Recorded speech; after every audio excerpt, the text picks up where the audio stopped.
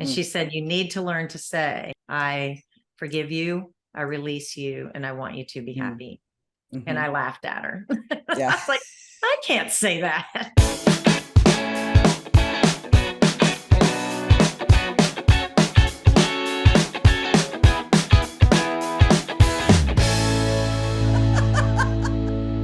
Thank you so much for joining us today on Second Act TV. I'm so happy to welcome a new guest to Second Act today, award-winning publisher and the author of The Swipe Right Effect, C.K. Collins, otherwise known as Kelly. Kelly, thank you so much for being here today. Oh, thank you for having me. I'm excited to talk to you. Well, I'm excited to talk with you. Your book, your story, what we're going to talk about today is so relevant for our audience. Divorce after 50, huge topic that uproots your life, is devastating to say the least, depending on what the circumstances are. So let's start there, Kelly. What is your story? How did this all start? Well, I was married for 31 years, and at the 30-year mark, I found out that there had been betrayal in my marriage. At the same time, my youngest finished college, and the betrayal led to divorce. And so I rounded up a trifecta with also having to sell my business that I had sold. I mean, I had built over 9 years. And so all of a sudden, my identity as a mom, a wife, and a business owner were gone.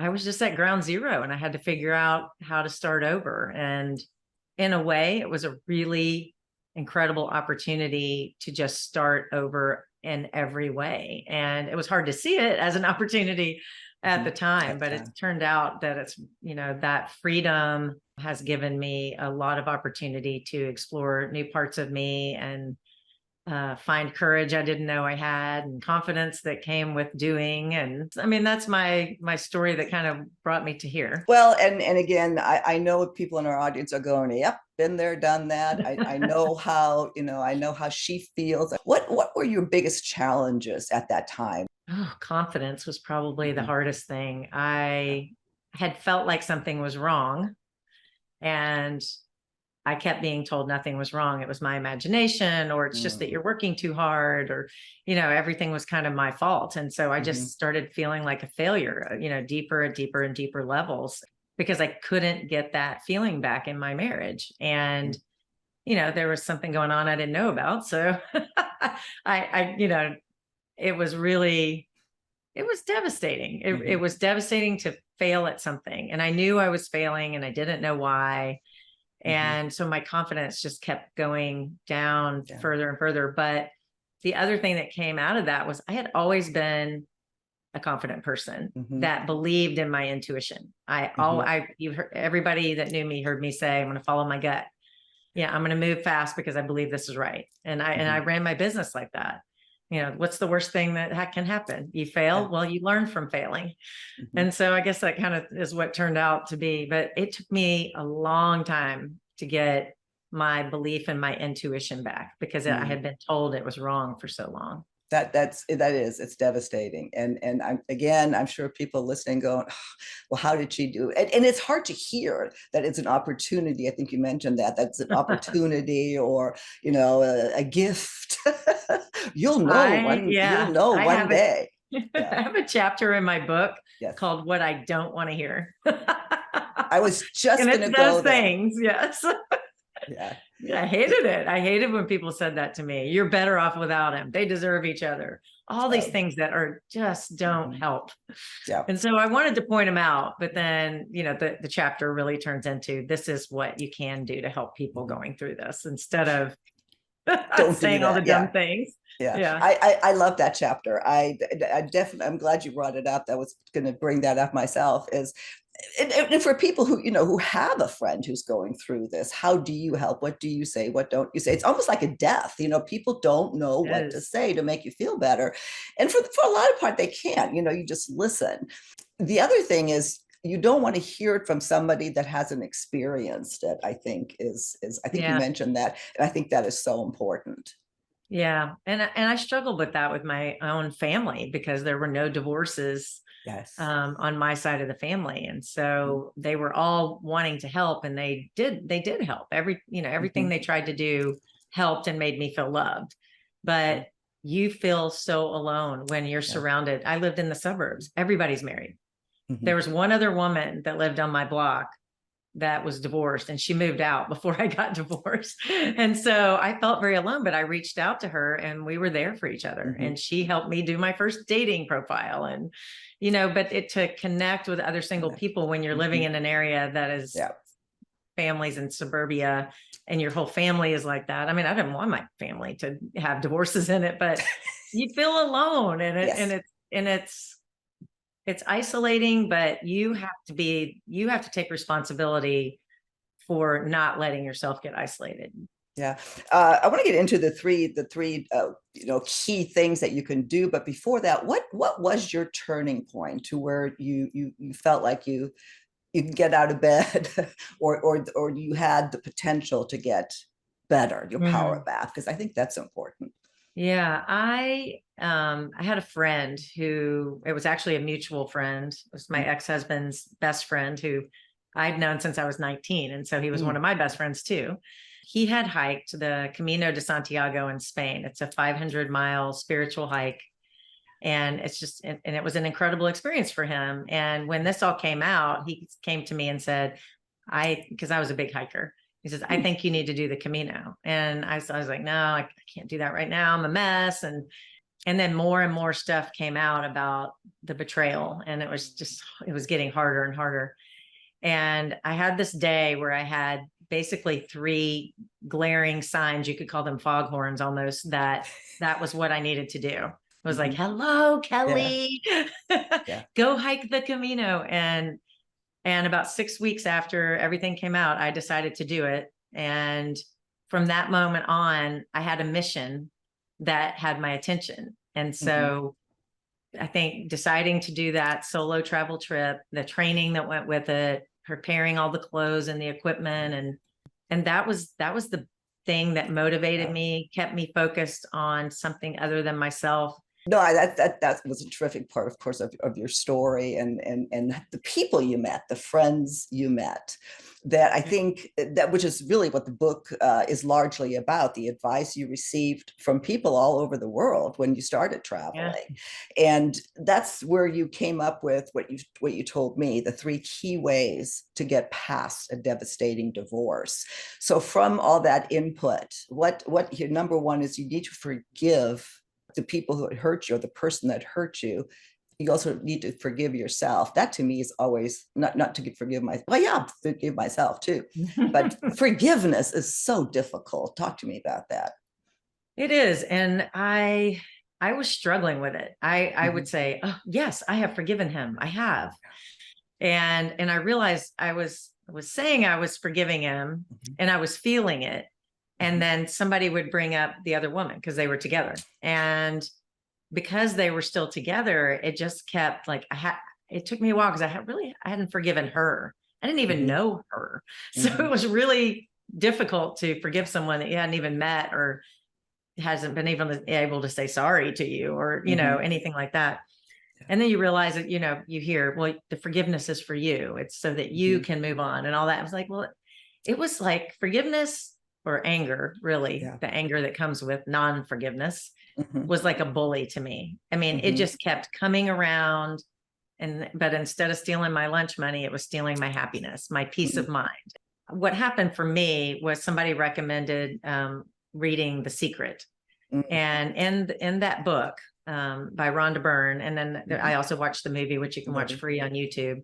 But it's about the law of attraction. And my friend Mhm. Laura, and this is part of the book too, chapter 5, I think, she described to me that at, this was a boomerang. Every time I was feeling that anger, and every time the forgiveness kind of lifted away, Mhm. that was a boomerang, and it was only going to hurt me. That anger was never going to hurt anybody but me, and Mhm. that I was going to stay in this cycle until I learned to forgive both of Mhm. them. And Mhm. she said, you need to learn to say, and I forgive you, I release you, and I want you to be Mhm. happy. And I Mhm. laughed at her. I Yeah. was like, I can't say that. I don't I want them don't to be blame. happy. I want them to be miserable. They make me Miserable. miserable. Yeah. Yeah. But she asked me to listen to The Secret and on Audible, and I did. And it made sense, when I listened to her and I listened to that, and I realized, and this is what I've been trying to teach people in my coaching practice, that it's a practice. You don't just say, I forgive you, I release you, I want you to be happy one time, and then you're done. Okay, we're all done. It's a practice. I had to say it every single day. I had to say it every time I thought of them, and my own children would be a trigger, would remind me of them, and so but it worked because I practiced and I really took it seriously. And I was finally able to have this moment with him where I said that to him. And the pain still kept going. And then I realized, it's me. I have to forgive myself for staying for 6 years in a miserable marriage and making him loving me more important than me loving me. And so I had, that ended up being the last step, the last thing that just where it could just wash away. And I want people to understand you can forgive, and you're still going to get triggered every once in a while. And you're going to have a bad moment when something happens that you don't have any control over. And that's okay. Yeah. Because you can step right back into that peace of mind and that forgiveness again. Just because you have a bad moment doesn't mean you're a bad person. I love the way you explain that, and realizing or saying that, this is hard to do, or you go back, and because sometimes people say, oh no, you have to forgive. Yeah. And I'm just like, yeah, right.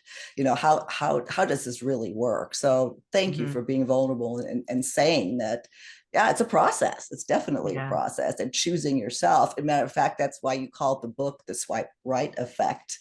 Based on the dating app, choose yourself, swipe right to choose. I love that. That's really clever. That's why you're a writer, a publisher. Number two here, you put yourself out in the world in new ways that are not centered around dating. So you're not, you don't go into dating right away, but create a new life.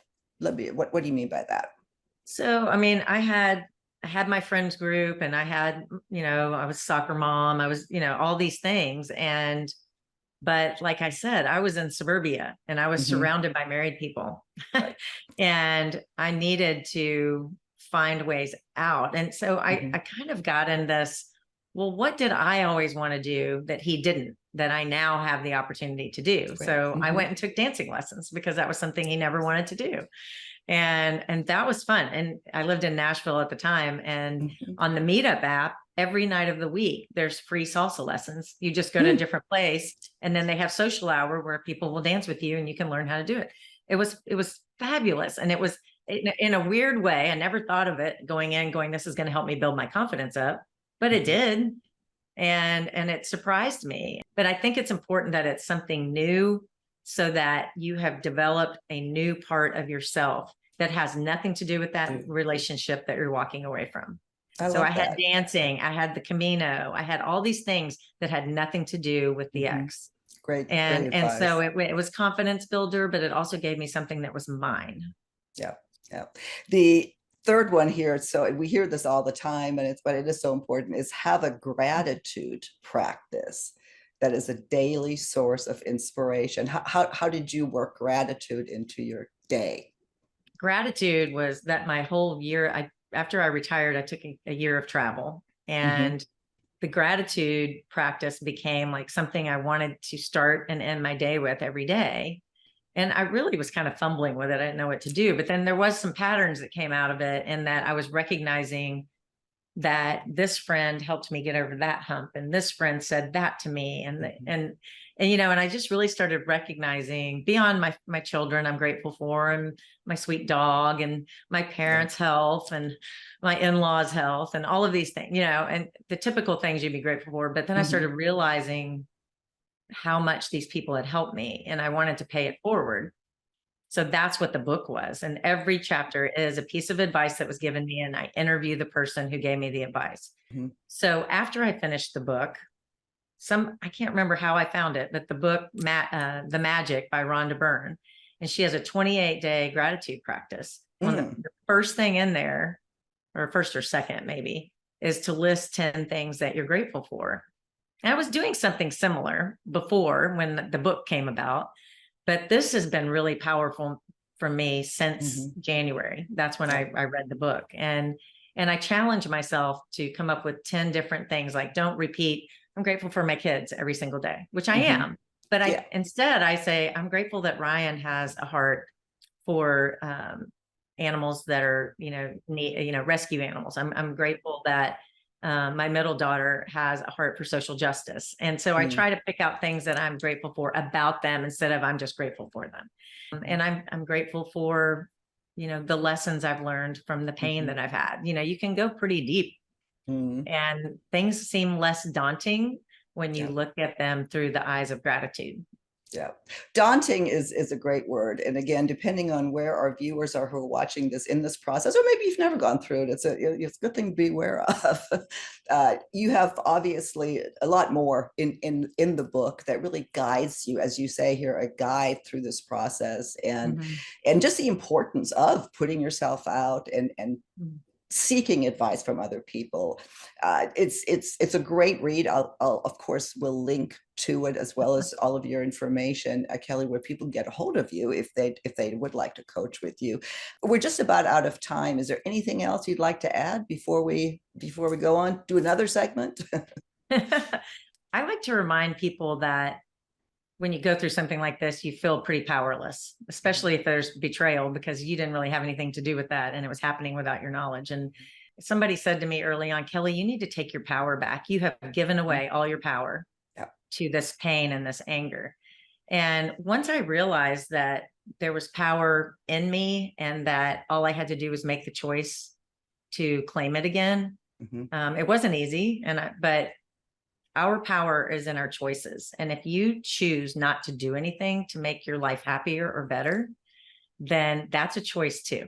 You're choosing to not be happy. And so I want to remind everybody how much power there is. And we have this, I don't know if it's God-given or universal given, whatever it is, we have the ability to make choices.